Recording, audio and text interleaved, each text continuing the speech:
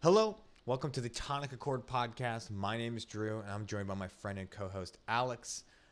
If you are like me, you have been probably overwhelmed with political news on the last week since it's the time it's recording. It's actually exactly 1 week since the presidential election. And since then, we have found out a winner. Joseph Robinette Biden Jr. is the president-elect, 46th president of the United States, and he will be inaugurated at the beginning of next year. But it's not that simple, unfortunately. So what we're going to talk about today is polling, the results of the election, how they relate to the polling we had before, and kind of what has happened since then, and the claims of election fraud, the reasons of why Donald Trump has not conceded, and kind of just cover the last crazy week of American politics as it relates to the election. But I did want to talk a little bit more, with a little bit more emphasis on polling, since it's getting a lot of attention as well. How are you doing, so, man? How has this last week been for you? Have you gotten enough sleep? And has your liver survived?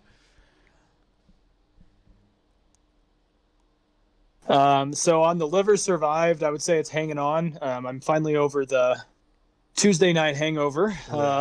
Woke up Wednesday to knowingly expecting a red mirage, still being shocked.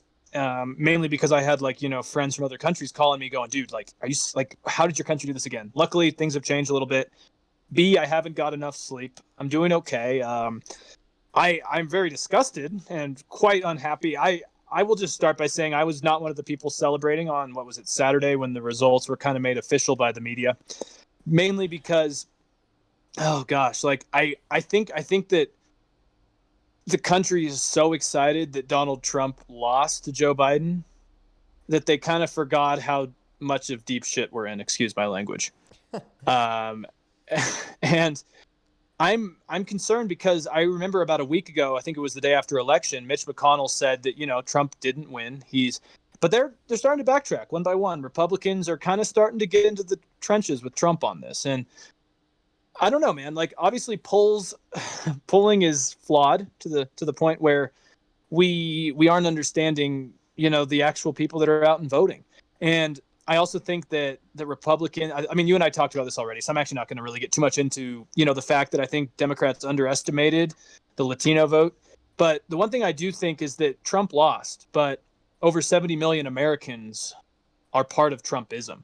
And I think that unfortunately Trumpism might be the future of the party, mainly because I think that the fact that he also had record high turnout, and the fact that you've seen such a kind of almost diverse group voting for Trump. I'm not saying completely diverse, because it's clear that the main demographic is a more white diverse people. A more diverse. Yes.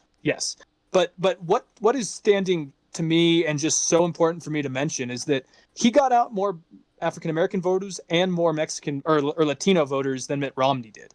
Yeah. And that's surprising to me. And I think both parties are going to have some serious autopsies on how to go forward. But, I think at the end of the day, this was a rebuttal of Trump, not of his message. Yeah. Yeah. So let's go one thing at a time. So let's handle polls. Yeah. Sorry. No worries. There's a lot to talk about for sure. So let's start with polling and how they relate to the actual results, right? So, you did have a lot of places. I mean, they polled, the polling showed that Biden was going to win, right?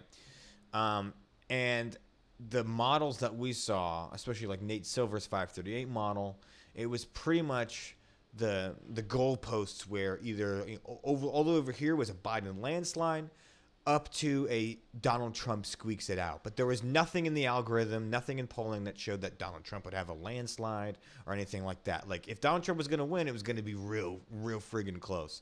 But then most of the middle was, anywhere from, Biden barely squeaking it out to, Biden landslide. And so that was kind of the range at which we expected to see the results. And the results were in that range. So just starting on the broad scale of polls, they weren't super wrong, right? But if we look more individually at the states and how states polled, that's where we start to see the issues in polling. And So I want to, talk a little bit about, exactly where we find issues in polling, because I see plenty of people online say, oh, the polls were wrong. The polls were wrong. We never have to listen to polls. And they completely ignore why or how, and they kind of lack a complete understanding of what actually polls do give us and the benefits we have. Not to mention some idiots, I think, like, I don't know if you know Tim Pool, but there's some far right, like alt-right losers that say, oh, I don't trust a poll, but then they said dumb things like Trump is going to have a 48 state sweep. So, Tim Pool's gone off the deep end. Tim Pool is an idiot, man. I'm just going to call it right here. He said Trump was going to have a 48 to 49 sweep, and he even said there's a good chance of California going red. So that's what pisses me off, when people like him say, oh, the polls were wrong. How can you trust the polls? And then makes a prediction like that. So I want to, that's who I'm clarifying to is, hey, like, there is a problem with polls that we have to take a look at, but not for the reason you might think. And if you're calling shots like that, you have no understanding of political science. So let's get to the nitty gritty. We had Wisconsin and Michigan. You had Biden up 5-6 and sometimes even 7-8 points. Wisconsin, he barely squeaked it out, right? Michigan, he's only up 1.5 points. So Biden definitely won those states. The polling suggested he would lead, but we missed about a 4 or 5 point chunk of where these Trump voters were coming from. Same thing in Florida. You had Biden up 1 point or 2, and then Trump took it by 1 point. That's a 3-4 point shift. So we saw, similar to 2016, we saw a 3 to 4 point shift right? A 3 to 4 point shift towards Republicans that wasn't accounted for.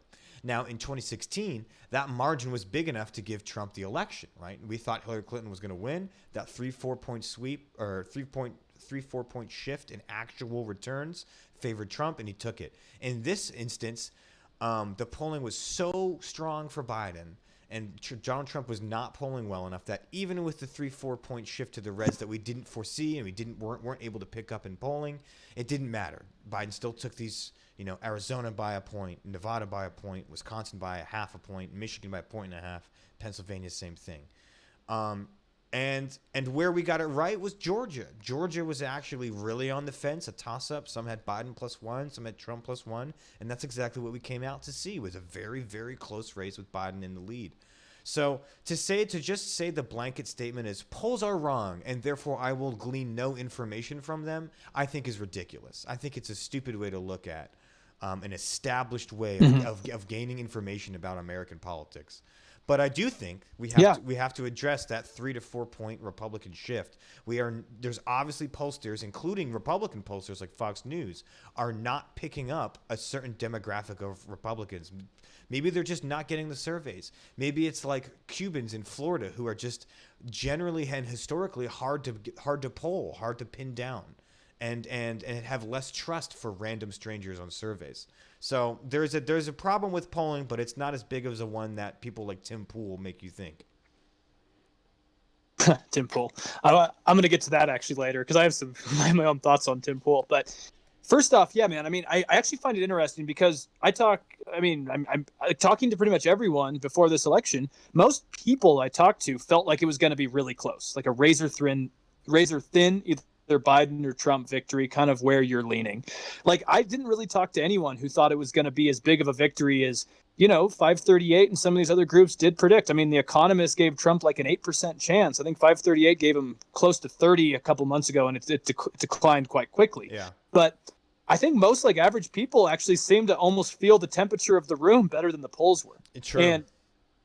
And I don't think that's a criticism on polls. I think there is one elephant in the room, especially for this election, was the pandemic. I think it's like with the recession and all this, I don't think a lot of people gave a crap about polls, to be frank.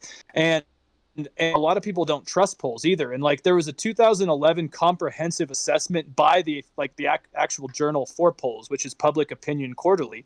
And it described a markedly negative shift in attitudes towards public opinion researchers and polls between the 1990s and the first decade of the 2000s.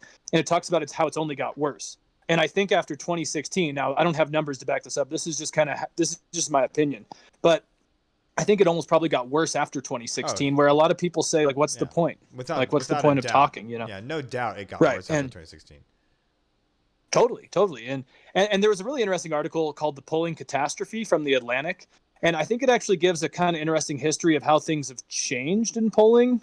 I'm not really saying it maybe explains why maybe things have got worse with polling, but it's interesting to see is that so Gallup poll, I think as a lot of people know, was kind of the gold standard for polling for, the last 30 years. I think Gallup, it started in the mid 1900s.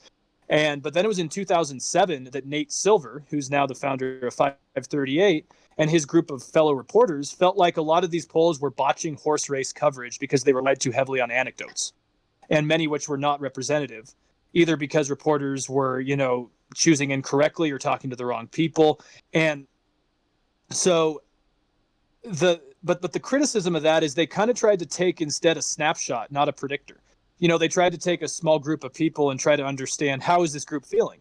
But the Atlantic's point of this is that if these snapshots are so far off, where were they aiming the lens?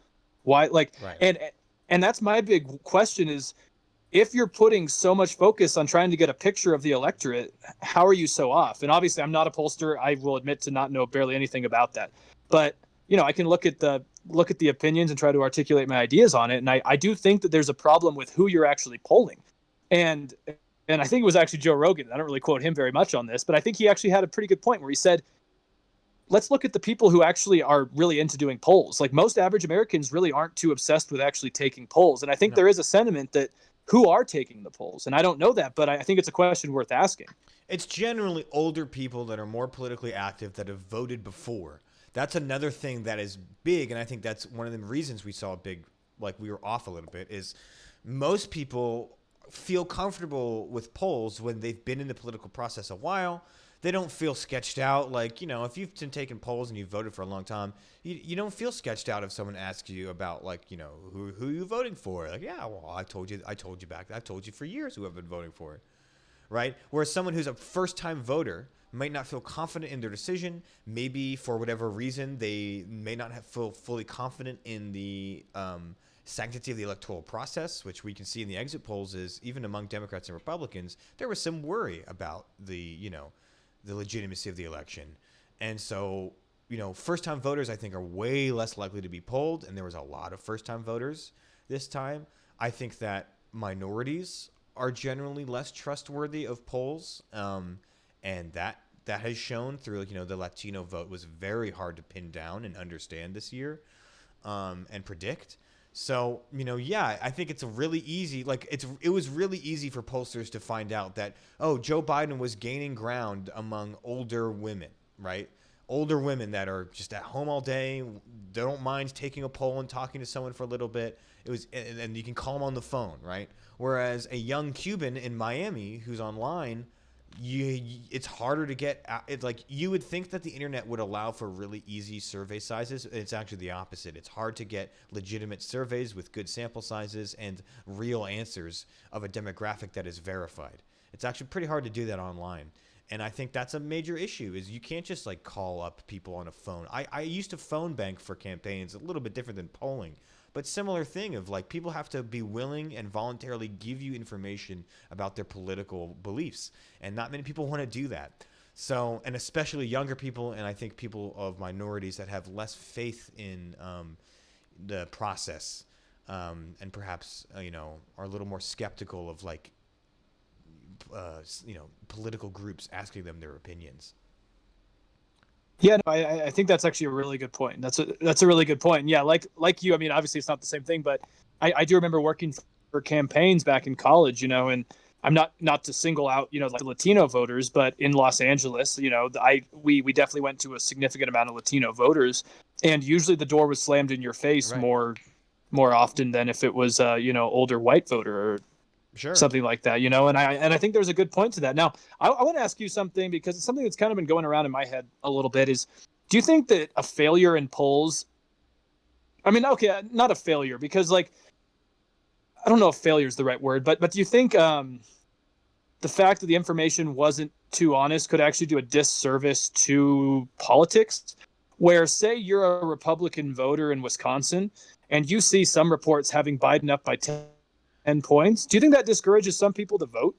If the polls are so off that you kind of say, well, it looks like Biden's going to win. I'm not going to vote. And, you know, like, and I would also go on to say, you know, policymakers choose what ideas they support based on public opinion. So what if public opinion's not being accurately portrayed? You know, like, do you think that there's a bigger disservice than just who won the election with this? Well, again, it's not. Again, I mean, let's be very clear. It's not like there's problems with the polls, but it's not like a pollster doesn't decide to put Wisconsin up 10. That's the data they received, right? And you can criticize that survey, and you know, places Right. like 538 have a rating system for different surveys, and so some like SurveyMonkey, which is they do a ton of online surveys, they're rated pretty poorly for the reasons I said. Is getting really good verified surveys online is actually more difficult than people think, and so SurveyMonkey's rated at like a C minus. So like, yeah, it's worth noting to like which pollsters are more generally respected and not.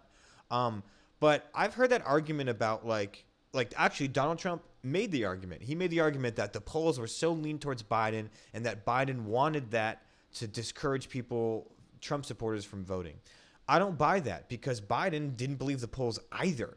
Biden's whole campaign was, we're not in that far ahead of a lead. We need you to be more active. Donate to our, don't listen to these polls that say this is a wash.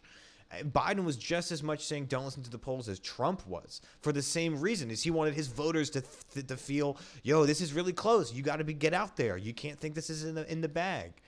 And so I don't think that Biden was like using the polls to his advantage at all. He had no say in those polls. He probably had his own internal polling that differed. I'm sure Trump did as well. I don't know. You know, they don't have to release their internal polling and their internal studies, so that's all their own information. And so they probably go off some of that. But you're right that it shifts. Like, polling does play a part in the narrative, right? And the narrative was definitely that Biden is going to take this with a hefty margin, and that we could see the landslide victory. But the models that 538 put up and a few others also included the possibility of Trump winning. So I see it as, you're right that we got a snapshot that included most of the picture, but not some of it. And that some of it is important, and especially it's important to Democrats who need to think about how to win back a Senate or whatever. Or it's also important to Republicans who want to win back the White House. That other part of the snapshot is incredibly important. But I do feel posters got most of the snapshot. And again, that's why I don't like this idea that I keep throwing around. It's just like, polls are wrong. We should never listen. And it's like, no, it's like anything else. It's like any other science or anything where it's like, people really focus on the couple things you get wrong, but they completely ignore all the things they got right.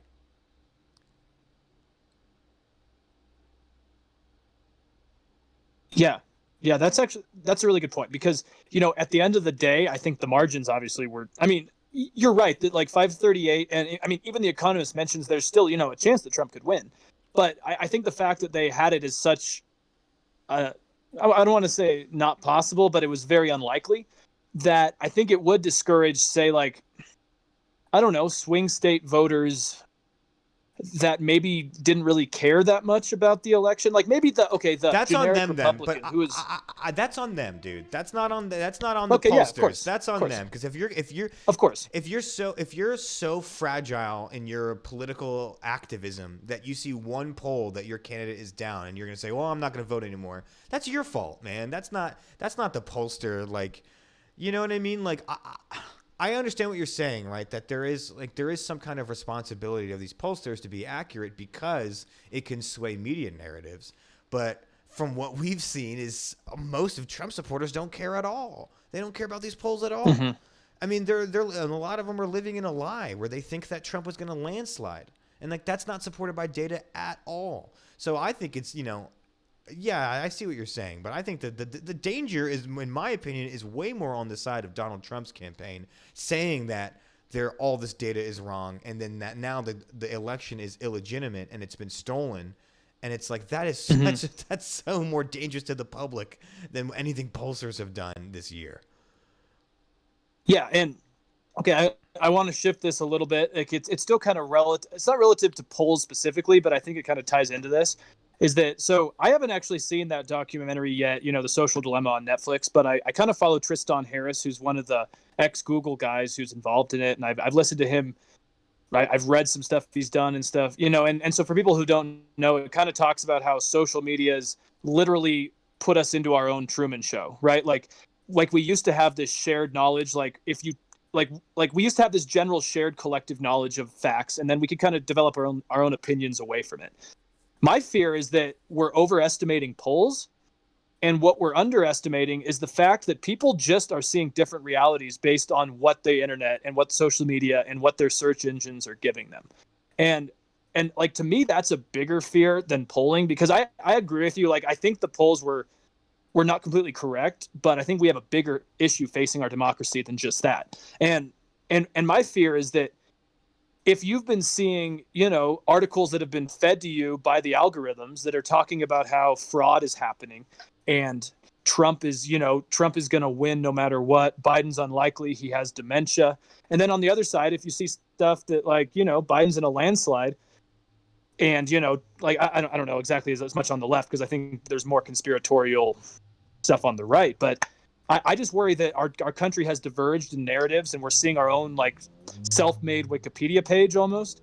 That's our actually true problem now, is that we are just so divided on just the kind of basic facts that's why we're seeing now this just chaos, and a lot of people not willing to accept that Trump lost. Yes. And that's, I think, going to be harder to deal with than even the polling, because polling isn't, like you said, it's a science. It's something that's not always going to be perfect. And I want to try to look at why maybe there's a bigger problem than just the polling.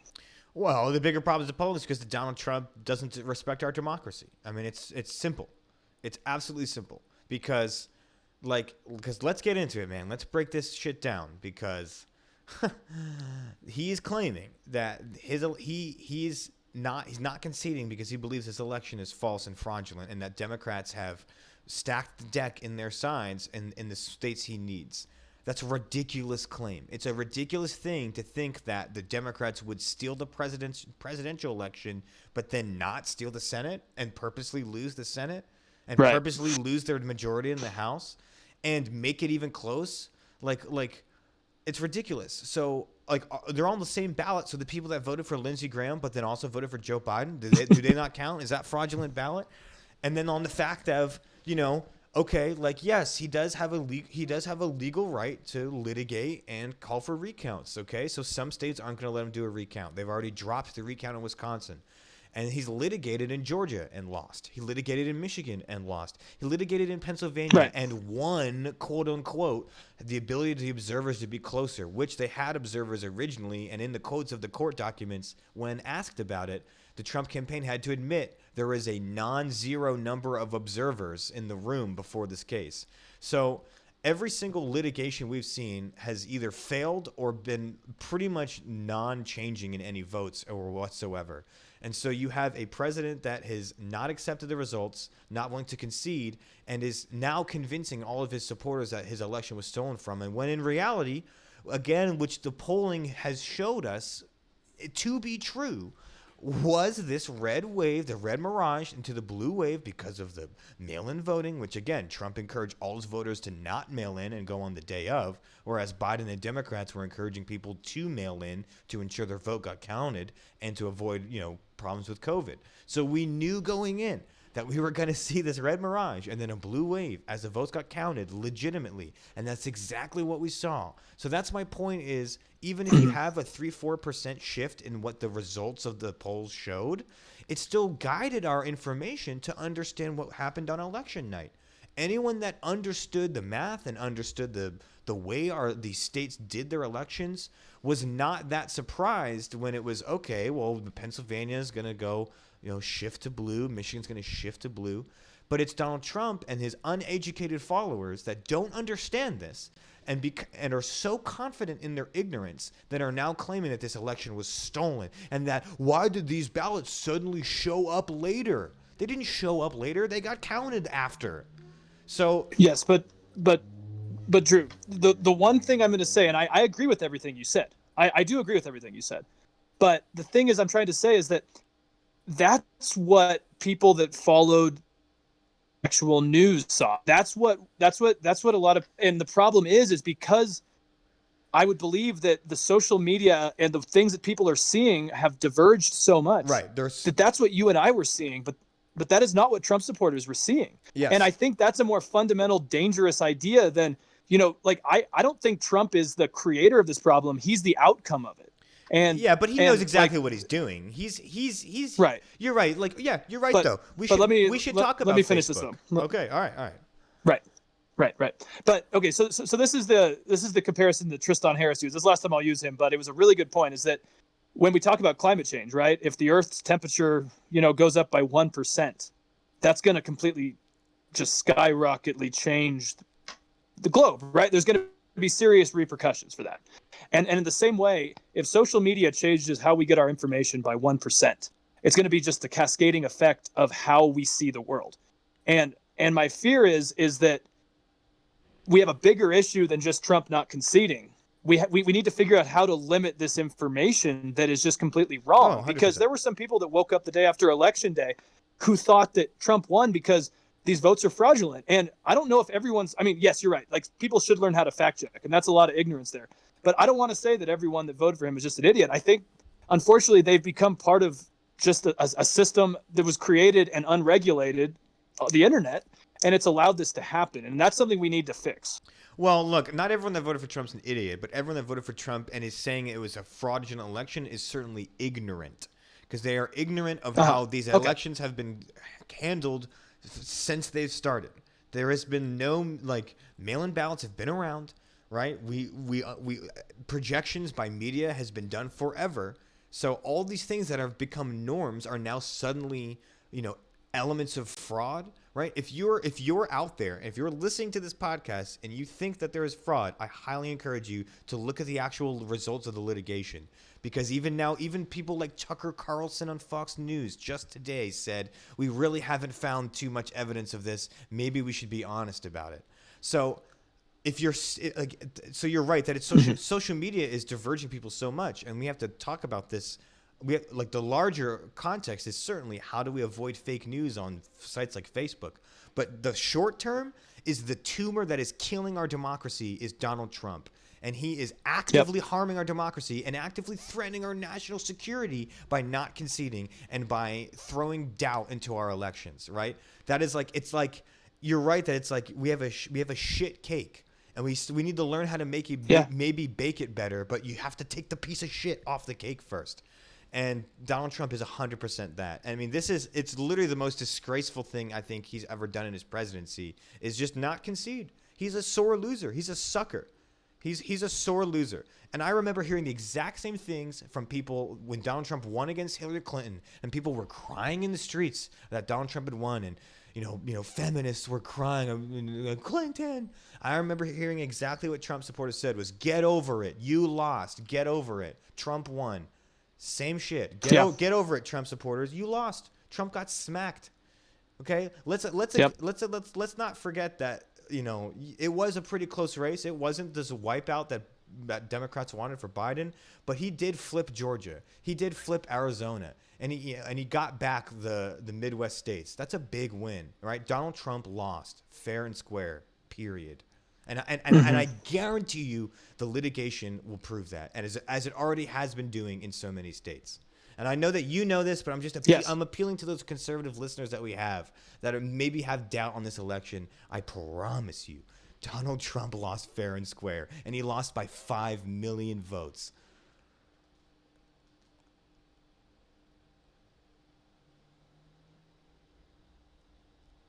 I kind of lost you there at the end, but I totally agree with you. And I was watching an interview today just with the lieutenant governor of Georgia, and I mean, he's a Republican. Most of Georgia's elected officials are Republicans. And he's like, I hate the fact that this is happening because I'm a Republican and I want, Georgia to stay red. But he's like, at the same time, we have no evidence of fraud. And I just see that Trump is really eroding our democracy at this point. I agree with you there. And the fact that now it's basically his family, Rudy Giuliani, and all the Republicans that were sycophantic to him when he was, he is president, but, during his administration's 4 years, it's worrying to me. I've seen a clear divide between the Mitt Romneys and the Kasichs and the Murkowskis. who never really were fully accepting of Trump, and they're fine with saying congratulations, Mr. Biden. But you're slowly seeing that no one else can. Ted Cruz can't. Mitch McConnell's now kind of backtracking. He wants to investigate fraud. Lindsey Graham's It's because all in. these guys are Lindsey. Oh, well, Lindsey Graham, I don't even mention in that statement. I'm trying to keep it semi-rational, and I don't consider him any bit rational anymore. And that's the problem, man, is these people are now desperate because they know that if Trump doesn't get elected, well, he's not going to be reelected, but they know that their time in public office and their time in politics and their careers, there's an end date. And honestly, I've been considering going online or going to the DMV and changing my party because it's been disgusting to see the reactions. And I mean, I don't really know what's next, but I do want to now just like turn it a little bit to what's next for Trump, because I've heard a multitude of reasons. Like some people on David Pakman's show worry that he's going to do something really dangerous and stupid. I think that's the possibility. I more see him kind of maybe like going home for Christmas and then never coming back. I think he's so sore of a loser that I could see him not lasting until January. But now my worry is that we have companies like OAN and Newsmax, who I think the problem is that Trump was a third-rate, star for so much of his life. And then he tasted what it means to be the runner of the free world. And I don't think he wants to go back to just being the apprentice host. So I'm really curious what's next, but like I've heard people say maybe he still runs kind of a fake news website where he is a shadow president to that 20% who still believe it, and I do worry about what is next for the country because like I've said kind of in the beginning is winning was the easy part. Now we need to figure out what's next. 100%. Well, for Trump, I do think that he will do something with OAN or start his own media thing. He'll continue to do rallies. I mean, he's an egomaniac. He's a narcissist.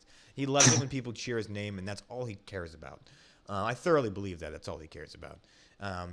And I think that's what he'll do is he'll just do rallies and he'll yell at whatever Democrats in power and whatever. And I think if I was a Republican, if I wasn't Mitch McConnell, I'd be very careful about this because you could easily see a big splinter in the Republican Party, right? I mean, Donald Trump what if Donald Trump just starts a third party? I mean, again, this is Donald Trump we're talking about. It's not out of the realm of reason, right? He could just start his own third party and become a sycophant. I mean, he already is. But, he could just have the whole cult and just follow him out. And the Republicans would be, that's terrible for Republicans if he starts his own third party, right? So I think, we've heard a lot about, Biden and having to the splinter in the Democratic Party. And how is Biden going to bring the progressives in? I think Biden's done a pretty good job, actually, of unifying his party. And we've seen that in his win. And the fact that even progressive candidates did pretty well in their own races compared to moderate Democrats. So the Democratic Party is actually looking relatively good compared to what I would see in the Republican Party is you have a crazy cult leader about to leave the presidency who's explosive and has the potential to fracture your party in a time when you need to be more unified than ever to take back power. So I actually be very worried about Donald Trump if I was Mitch McConnell. And Mitch McConnell, maybe you have different information than I do, but he has not exactly endorsed Trump. All I heard him say today was Donald Trump has the right to search for discrepancies through litigation, which is true, right? That's just like the milquetoast fact. That's like, yeah, he technically has a right to do this. So I don't see McConnell endorsing his actions as much as like Lindsey Graham yet. So, that's It's an interesting thing, right? He's kind of taking a step back a little bit for now. So I don't know.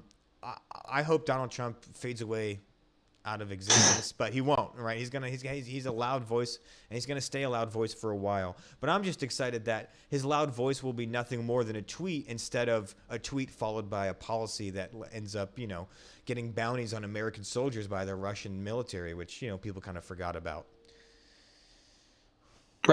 Right. Yeah. Like I definitely agree with you. And I think the Republican Party is going to have a tough 4 years and maybe longer. I think Trump's 2016 election did show us that he's not an anomaly. Trumpism is going to be sticking. And I do see there being maybe some form of a realignment inside of the Republican Party because we're actually kind of seeing a lot of the establishment experts have kind of been cast out. And we do have kind of a right-wing populist wave, like the Tim Cottons and the Ted Cruz, and the Lindsey Grahams. Like these guys, do understand the temperature of their party, I would say better than the Mitt Romneys, even though I don't agree with it. Right, of course. And that is worrying to me, is because I don't really know what's next. But the National Review, I think, had the best take I've seen all week about how Republicans should feel about Trump. And so the article is called "A Successful Presidency, a Maddening President." And it talks about how President Trump did many good things for the conservative cause, right? Justices was probably his key part. Sure. But it says he never recognized the majesty of the presidency. It talks about how basically when the president speaks, it means something. And Trump never understood that. No.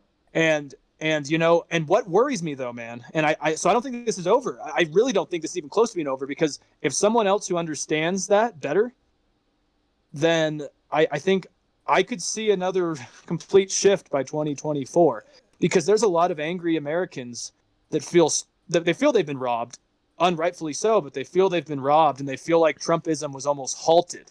And so I'm not trying to be Debbie Downer, but I think there's an emotional bond to Trump that a lot of people felt that was kind of uncharacteristic of the Republican Party since Reagan, maybe. Yeah. And it's going to be tough to just, it's like taking someone off of Adderall or heroin. Like they were feeling there was something that Trump did. So I don't know. There's going to be, you're right. There's going to be withdrawals, and there's going to be, you're right. It's like taking people off a drug, and there's going to be withdrawals, and it's going to be ugly. You can't just like cold turkey. And that's a really good analogy. It is taking people off of heroin.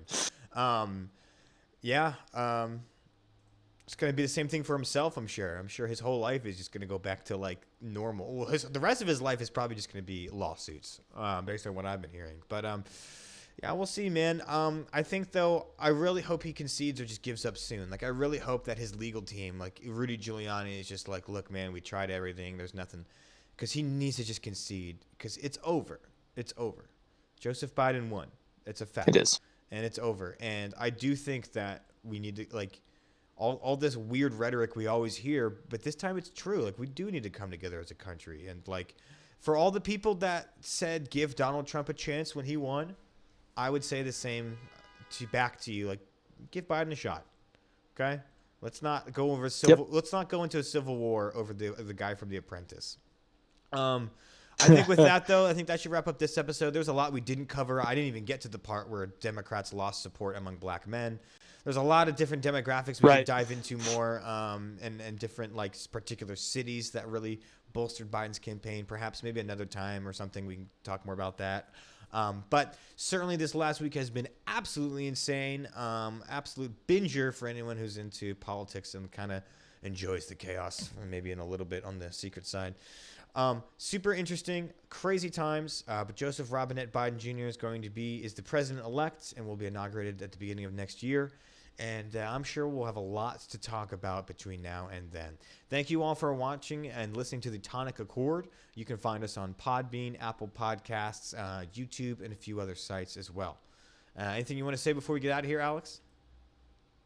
Not much. The one thing I will say is, don't make a list, AOC. We don't need a list of Trump sycophants. That's not how you heal. That's, if you look at history, it never ends well. And yeah, Drew, I think it's always fun.